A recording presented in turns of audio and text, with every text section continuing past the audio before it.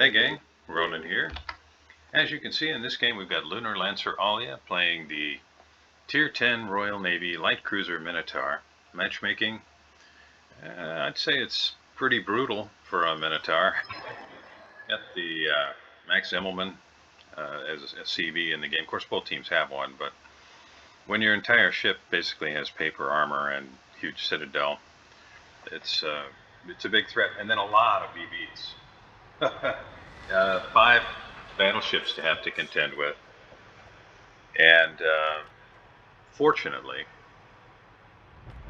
as you can see there, Lunar Lancer says, "I know radar Mino is the meme," but he goes smoke in this game,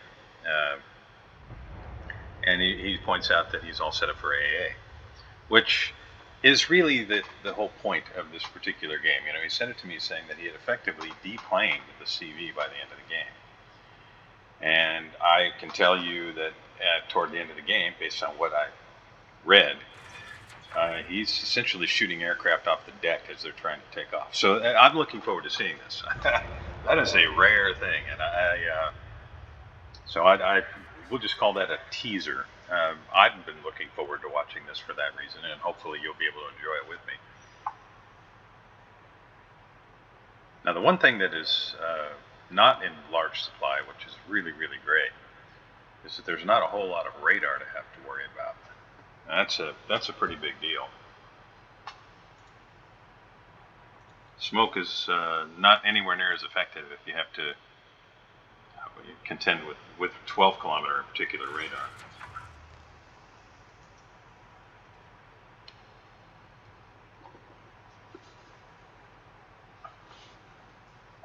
In terms of the battleships, I think the teams match up reasonably well. That Alpha division on the red team, that's kind of a nasty division.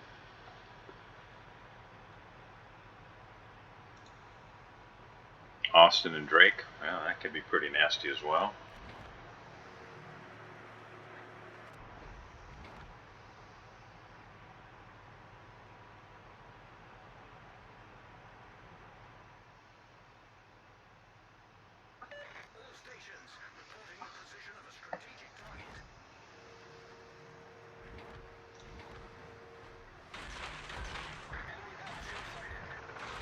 Torpedoes away.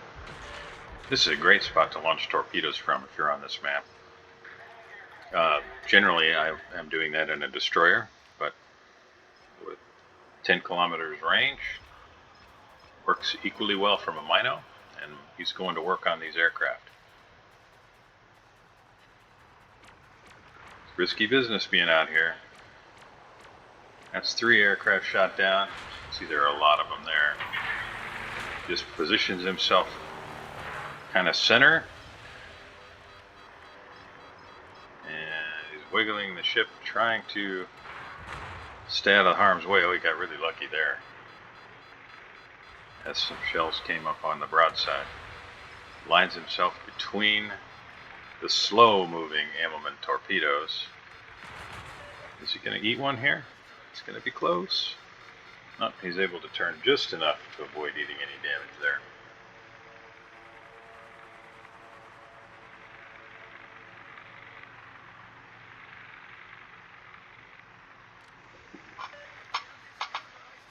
And it is possible that Lunar Lancer is going to secure the Bravo cap here. The red Fletcher is smoked up there in the Alpha cap. Our hero, he smokes up and then goes to work with the guns. Now, it's kind of unfortunate that as he's done that, his targets go dark, but throws some torpedoes out, just kind of preemptively. And maybe he'll catch someone. He's got the hydro up, keeping an eye out for torpedoes from the Fletcher. You know, I just made some changes to it. I thought, okay, I'll try the, what do they call it, cinematic sound effects. Yeah, I'm going to turn that down. That's a little overwhelming.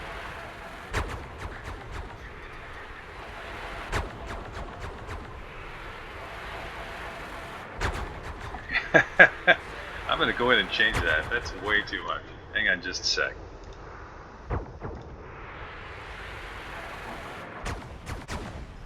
See if that's any better. A little, yeah. It might be fun to play the game with the cinematic sound effects, but when you're trying to do commentary on a replay, that is really distracting. Anyway, we got that addressed.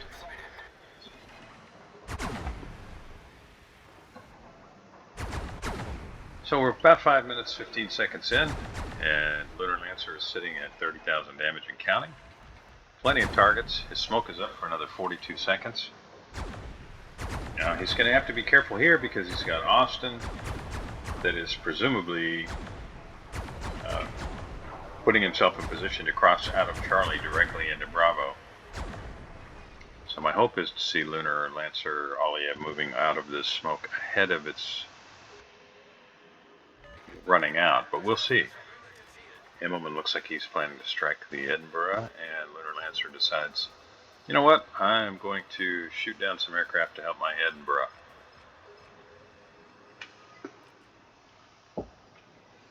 Friendly Kremlin takes out the Richelieu, and that gives the good guys a one-ship advantage. Bad guys are now down North Carolina, Richelieu, and Otago. Good guys are down to Bismarck and to Friesland. Good guys had a 2-cap advantage, but right now they're not getting any points from Charlie, so it's really 1 cap apiece at this point. It remains to be seen whether or not the bad guys will actually be able to secure the Charlie cap. But for right now, they're stopping the good guys from getting any points out of that cap. And just a quick shout out to the art department. Holy cow, I really love the changes that they made to the couple of maps that they've updated. I know it doesn't really add anything to the mechanics of the game or change the game in any meaningful way, but they've done some beautiful work here. This map is just absolutely gorgeous.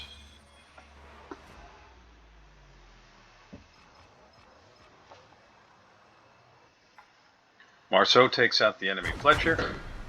Red Schlieffen takes out the friendly Edinburgh. And the Tiger is caught in the open. He's got a Kremlin pushing up on one side. And he's got Lunar Lancer, who's pretty good with the guns, as you can see. There's another 6,000 damage.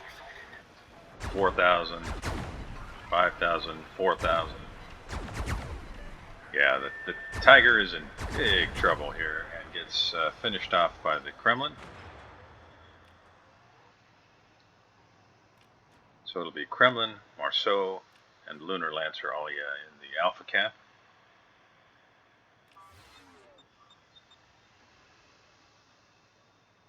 CV is pinging, hey, I need help here. Now, very often, when you get an entire team kind of in one section of the map, it does not bode well for the team overall. And right now, the good guys have everything on their team kind of clustered on the Echo and Foxtrot line of the map at 2, 3, and 4. Now, that can create some flanking opportunities, but the bad guys really haven't, they're not in position to do that. I mean, they got the Kearsarge up there. But he's about to go behind the island. He's not going to have too many shots. And one advantage to having all these ships in one place is as the Alaska and Minnesota and then finally the Anchorage make it around that corner, and if they all come this direction, and it looks like all but the Montana might, that is a really strong concentration of firepower. And because of the fact that the good guys now have the Alpha and the Bravo cap, thank you Lunar Lancer Alia for securing the Bravo cap, it's kind of put the bad guys in the position where they have to push in order to try and secure cap and get more kills. And the Delny is down to 3,600, 3,700. Well, he's healing up a little bit now, but he doesn't have a lot in the way of HP. Marceau's in gun range, I think, maybe? No.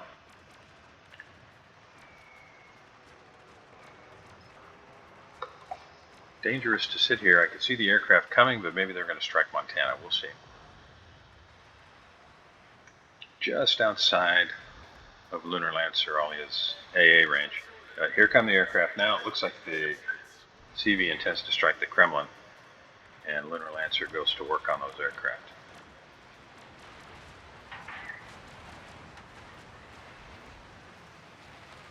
Even an AA spec Mino, unable to stop the strike. He shot down 9 aircraft, but that's one of the things that I think I dislike about the CV rework the most, is that there was a time when if you spec for AA, you were rewarded with the possibility that you actually created a no-fly zone for the CV, and that the CV commander would then have to, think about that. I need to avoid that AA because I'll lose all my aircraft. And at that time, of course, you could run out of aircraft, so it was even more important. But now, not only can CVs really not run out of aircraft, I know, they don't have an infinite supply and all of that. I know that argument, I get it. But in practical terms, they're going to continue to have aircraft usually for most of the game, if not all the game. And Lunar Lancer Alya does a beautiful job with the smoke and begins raining shells down on the Conqueror. Now the bad guys, they're not giving up. As it stands right now, they have a 1-ship advantage. You see the Delny there. And Lunar Lancer Alya is apparently throwing torps out there, just kind of as area denial. The Drake may be trying to sneak away over there. I'm not sure whose torpedoes those are.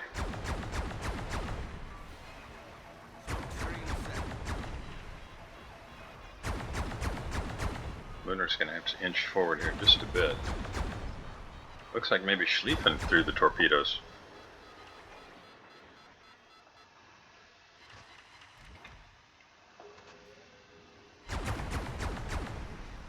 Alright, so we're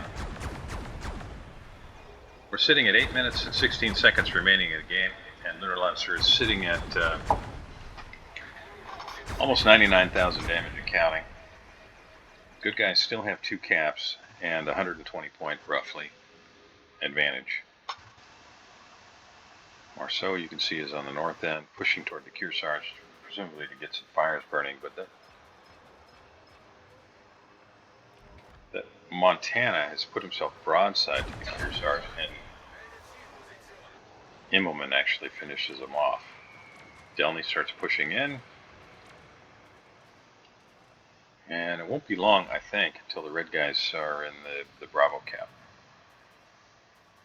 They've got Delny and Kearsarge on the north half of the map, and everything else on the south half. Now, I have to say,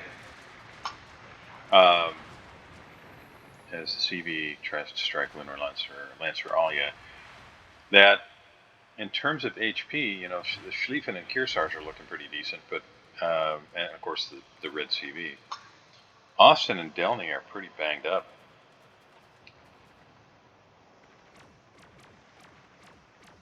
And so is Conqueror. And right there is the AA defense expert. So 35 aircraft have been shot down thus far.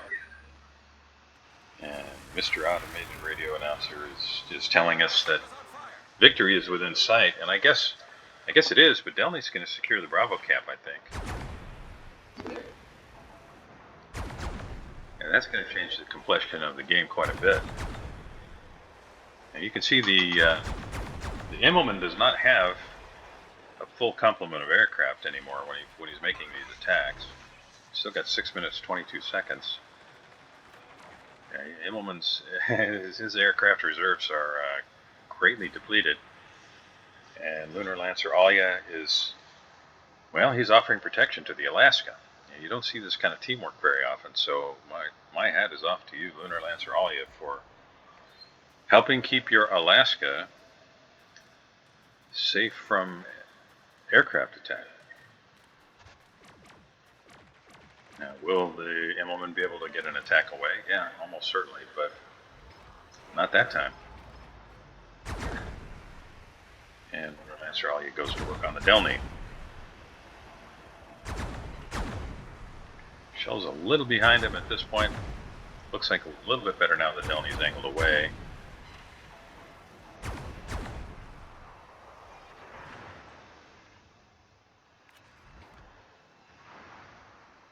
And Lunar Lancer Alia turns to get torpedoes away for the Conqueror. Holds one set until he's emergency brakes against the island. And Lunar Lancer goes dark. Probably a good idea. Do not want to be sitting broadside when that Conqueror can get guns on you.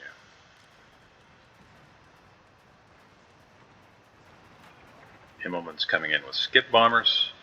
Lunar Lancer is angling up to avoid providing an easy hit. And the skip bombs go by harmlessly to port. Schlieffen's close. Good volley from Schlieffen could put Lunar Lancer only out of the game. He's smoked up, but he's still rolling forward. Now he's in his smoke. Looked like a nice shot from the Alaska and just continual peppering from Lunar Lancer. And Schlieffen's in trouble.